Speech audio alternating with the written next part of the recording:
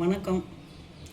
இன்றைக்கி நம்ம வீடியோவில் வந்து பார்க்க போகிறது போளி பண்ண போகிறேன். மைதா போளி. அதுக்கு கடலைப்பருப்பு, தேங்காய் கொஞ்சம் நெய் விட்டு வதக்கி வச்சுருக்கேன். கடலைப்பருப்பை வந்து 1 மணி நேரம் ஊற வச்சுட்டு அதுக்கப்புறம் ஒரு விசில், இது வந்து குக்கர்லேயோ இல்லை டேரெக்டாகவோ வேக விடலாம். அரை வேக்காடு இது மாதிரி கிள்ளுற மாதிரி இருக்கணும். இது மாதிரி இருக்கணும். ரொம்ப குழைய விட்டுறக்கூடாது. இது மாதிரி வேக வச்சுக்கணும். இது ஒரு கப்பு, இது ஒரு கப்பு. வெல்லம் அந்த அளவு வச்சுருக்கேன். நச்சு சர்க்கரையாக நச்சு வச்சுருக்கேன். இதை முதல்ல நம்ம பூரணம் பண்ணுறது என்னங்கிறத பார்த்துக்குவோம். ஏலக்காய் பொடி போட்டு பூரணத்தை பண்ணி வச்சுக்குவோம்.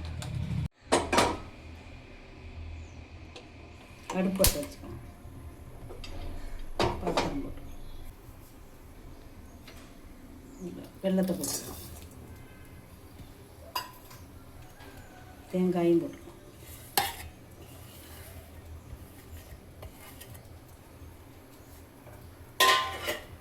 கடலைப்பருப்பு,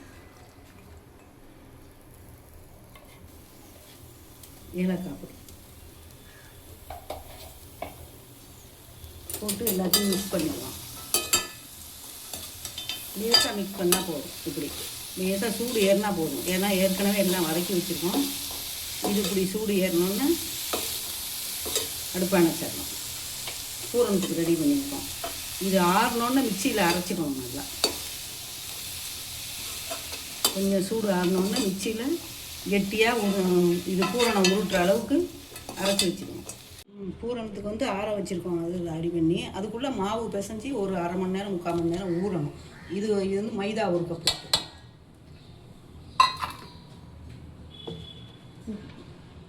உப்பு வந்து ஒரு பிஞ்சு, இது மாதிரி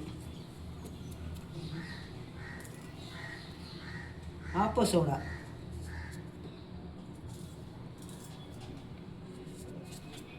கேசரி பவுடர் கலருக்காக,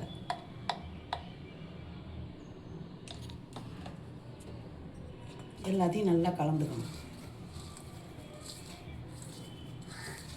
எல்லாத்தையும் ஒரு சேர நல்லா கலந்துட்டு அப்புறம் பிசைஞ்சு ஒரு அரை மணி நேரம் 1 மணி நேரம் கூட ஊற வைக்கணும். ஊற வச்சுட்டு அந்த போலியை வந்து மிக்சியில் போட்டு பூரணத்தை ரெடி பண்ணிட்டு இதை அப்புறம் தட்டாரணும். போலி தட்டணும்.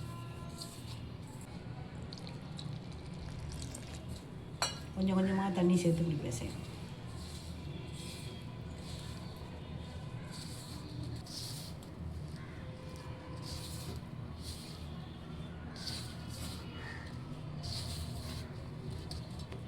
நல்லா தளர பிசையணும்.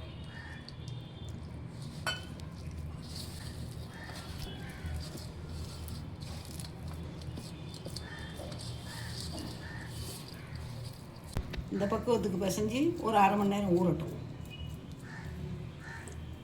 இந்த பூரணம் நம்ம இது பண்ணி வச்சோம்ல ஆறட்டும். அது அரை மணி நேரம் ஆறிடுச்சு. இப்போ ஆறினதுக்கப்புறம் மிக்சியில் போட்டு இப்படி உருண்டைகளாக உருட்டி வச்சுருக்கோம். எத்தனை உருண்டை இருக்கோ அதுபடியே இந்த மேல் மாவையும் அத்தனை உருட்டி வச்சுருக்கேன். இது 10 இருக்குன்னா அதுவும் 10. அதுக்கு தகுந்தபடி நீங்கள் கணக்கு பண்ணுவீங்க. இவ்வளோ இப்போ அடுப்பு பற்ற வச்சுருக்கோம். தோசைக்கல் போட்டுக்கலாம்.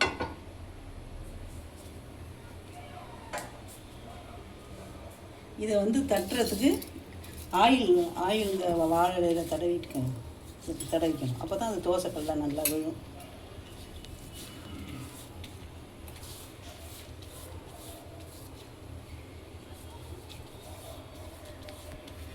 இப்படி நல்லா தடவிக்கணும் வாழை இலை ஃபுல்லாக.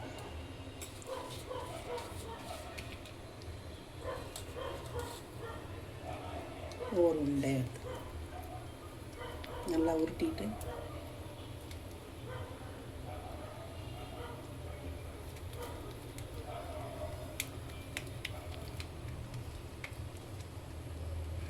கையால் தட்டிட்டு இந்த பூரணத்தை உள்ள வைக்கணும். உருட்டி உள்ள வச்சு இப்படி நல்லா ப்ரெஷ் பண்ணிக்கணும். நல்லா எல்லாத்தையும் மூடிக்கணும்.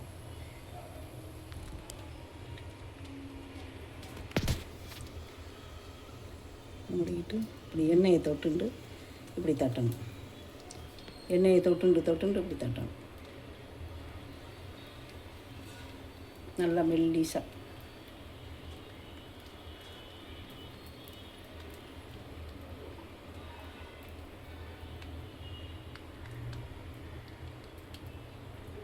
இந்த 3 விரல் தான்.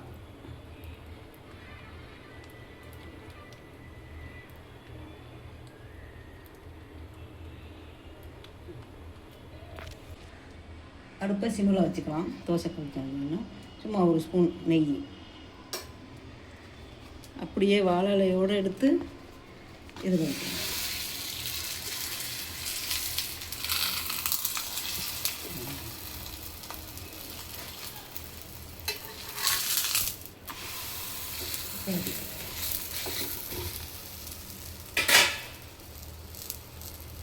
நெய் அவங்கவுங்களுக்கு தேவையான ஊற்றிக்கலாம்.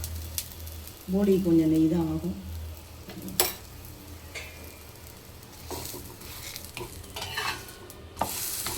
நல்லா பெரட்டி போட்டுக்கணும். ஒரே பக்கம் டீயாக மாதிரி வேகணும்.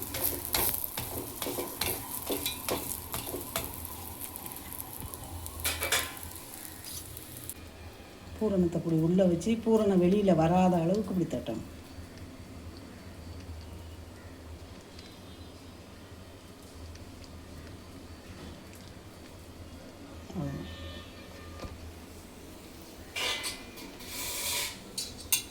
அடுப்பை சிம்மில் வச்சு தட்டினோம்னா ஒன்று வேகிறதுக்குள்ளே ஒன்று நம்ம தட்டலாம்.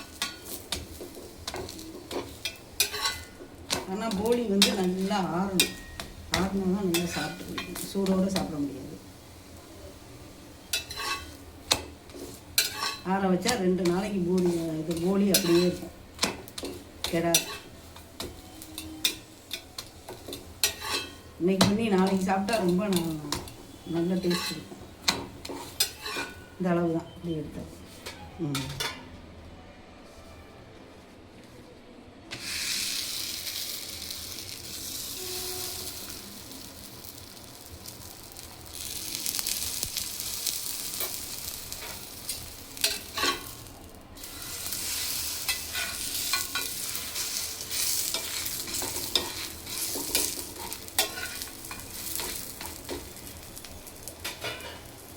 வேக வச்சு அப்படியே எடுக்க முடியும்.